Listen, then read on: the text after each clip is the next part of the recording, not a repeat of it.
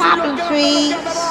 Ridicache, Thierry Duval-Destia, Ridicache, Franck Diva, Maharaja deuxième, Maharaja qui revient sur Ridicache, Maharaja les deux favoris, Ridicache, Infinity Foura, Ridicache, Franck Diva, Thierry Duval-Destia, Maharaja est deuxième, Olga Bilouette c'est troisième, Olivier Garcia quatrième, Quatergenti cinquième. Et bonjour à tous, le prix prédicateur est à l'affiche pour le premier quintet du week-end sur l'hippodrome d'Auteuil, toujours avec les sauteurs, 3900 mètres, les haies, pour des 5 ans et plus, terrain collant à lourd, départ 15h15, 16 partants, d'échevaudage, on va essayer d'être bon pour ce quintet touffu. Alors mon gagnant, je continue avec lui, c'est une vraie voiture de course, le numéro 1, Magistador, il a couru 5 quintets, 4 fois dans les 3, une victoire, tout terrain, toute piste, toute distance. Il est battu 2 fois sur l'hippodrome de Pau et d'Auteuil, en ayant fait encore des super courses. Il mériterait tout simplement de regoûter aux joies des victoires dans les événements. J'y crois beaucoup, même en 63 de valeur. Deuxième base, le numéro 8, Folly Food, qui vient de nous faire une rentrée course-école. Gentiment, je viens sur les hôtes, 6e du quintet de référence.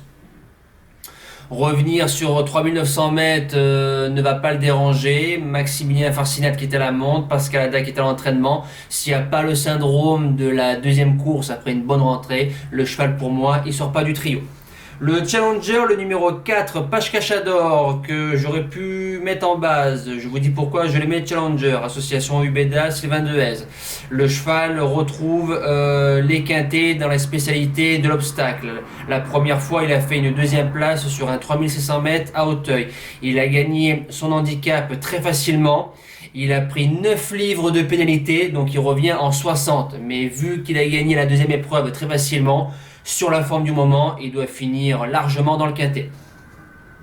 Le premier outsider, un rentrant de qualité, le numéro 5, Echo de Champdou, association Pelletier-Lefebvre. Un cheval qui rentre toujours bien, on lui met les Australiennes d'entrée de jeu. Un sauteur très sérieux qui a fait ses preuves dans les quintets, outsider en puissance.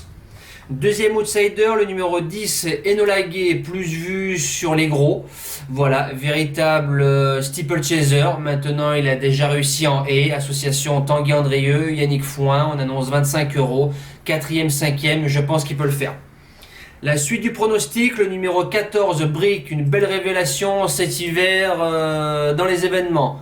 3 quintets, deuxième, place de 4e, tout terrain, toute distance, vient de revenir sur l'hippodrome d'Auteuil en faisant bon deuxième de Pache Cachador, je garde.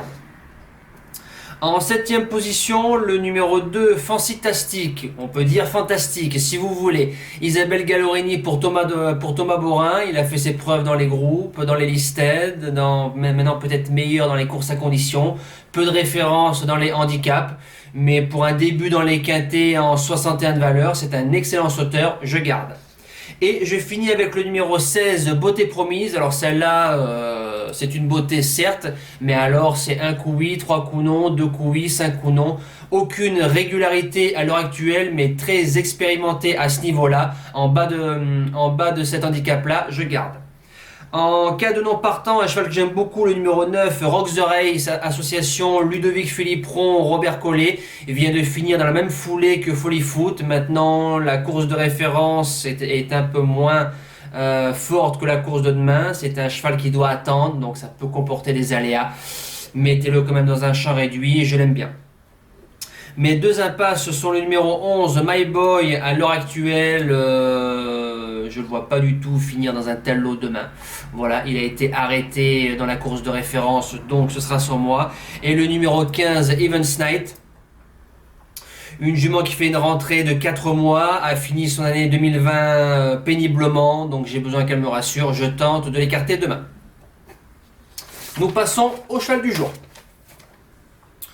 Alors, le cheval du jour hier, en réunion 1 course 7, le numéro 8, Cicéronois, qui s'impose, 3e gagnant de suite. Donc très bien. Continuons sur cette lancée-là. Johan a coupé le peloton, s'est installé tête et corde, a contré Blackjack From, a contré Grand Art, et puis il est arrivé entrée de ligne droite. Ils n'y ont vu que la queue.